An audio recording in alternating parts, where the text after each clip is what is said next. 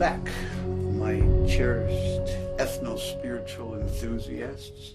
And by ethno-spiritual, I mean the sacred wisdom that comes from an appreciation of humankind as an all.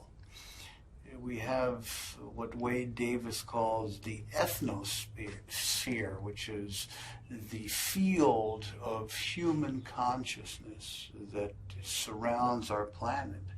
Then we have the biosphere, of course, that sustains the biological life of humans. And when the consciousness of being human is extended to more universal appreciation of our evolutionary destiny as a species on this planet, we call that field the noosphere, or the field of mind, of capital M mind, which I associate really with the soul, with consciousness itself. Some people call this the Akashic field, a term in Sanskrit that means ether, literally, the fifth element. Yet the purpose of this little explication of these levels of living fields of integrative presence on the earth plane, on the mental or causal plane, and on the archetypal or soul plane is because they are the same as the three worlds that are associated with shamanism. The Trinity, the three in the shamanic arts, is something that you're going to see embedded into the medicine ground you'll be creating, known as the Pachakuti Mesa altar, or Banco Curandero. It's a place where great transformation can be elicited by the ritual skill of the operator. And aside from the tripartite nature of the living cosmovision of this altar ground, I'd like to offer you some teachings on the pentagonic basis for our Andean mystical traditions.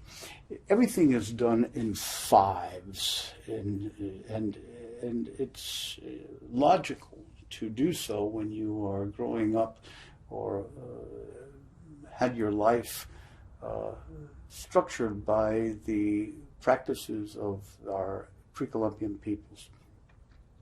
To begin with, every territorial area known as a suyu, a region, was always aligned to the four primary cardinal mountain deities known as apus, and to one central point, which would be the most venerated temple or oracle site within that particular region.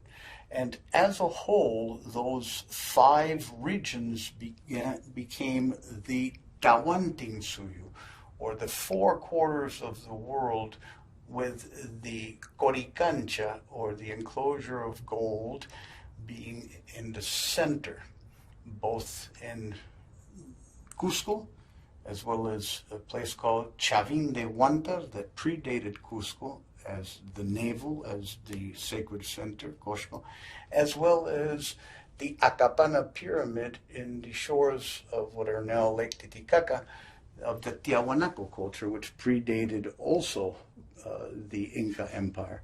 So we have these three major hubs and maiden grounds for the emergence of very advanced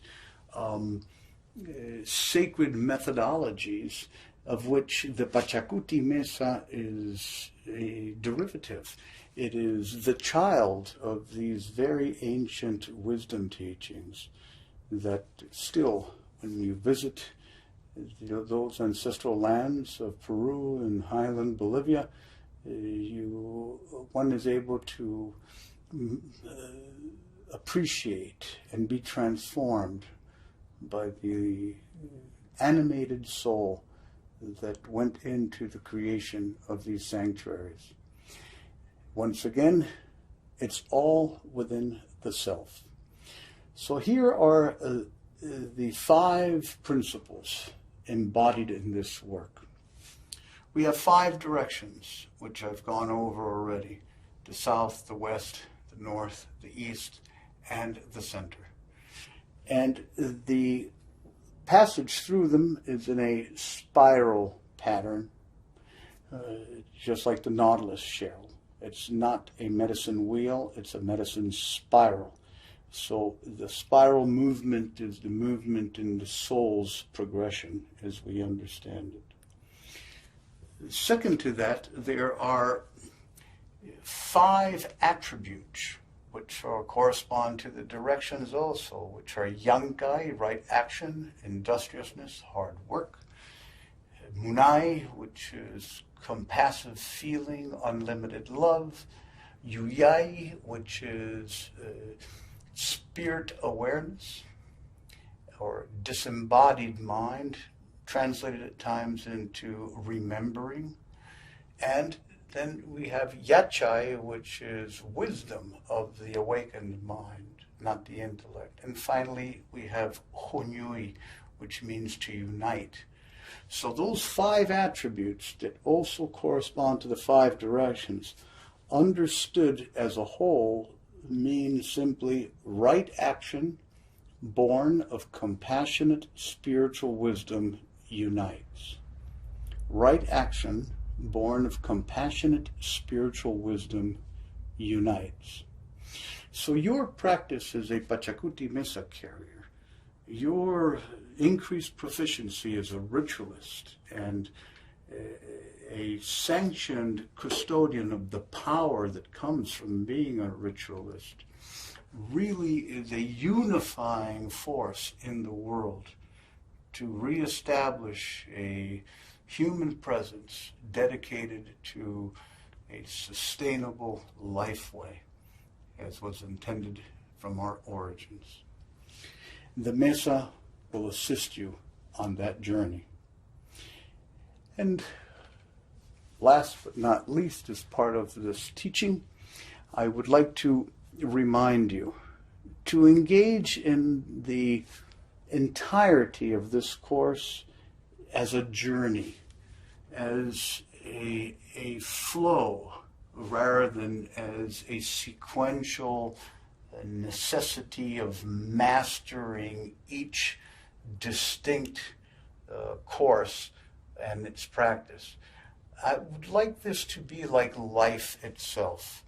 And I invite each of you to dance the wisdom presented, dance the practices offered, dance the ceremonies facilitated, and allow yourself to gravitate to those that feel most resonant and intuitively meaningful to yourself, and practice those for a period of time.